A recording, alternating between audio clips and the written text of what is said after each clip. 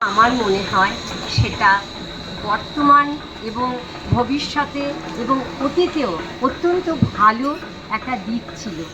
আমি জানি না আমাদের বাচ্চারা কেন এখন বই পড়তে চায় না, তার জন্য হয়তো আমরাই দায়ী।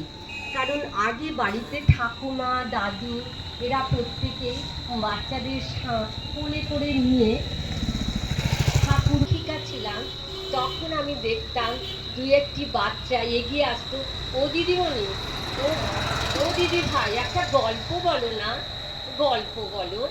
এই এখন যেন বাচ্চারা বই পড়ার থেকে মোবাইল দেখতে বেশি ভালোবাসে এবং ওদের কাছে মোবাইলটা একটা সুন্দর জায়গায় চলে গেছে।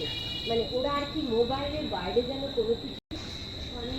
অনুরোধ জানাচ্ছি, আসুন আমরা আমাদের বাচ্চাদের হাতে একটা করে বই তুলে একটু পড়ে শোনাতে পারি।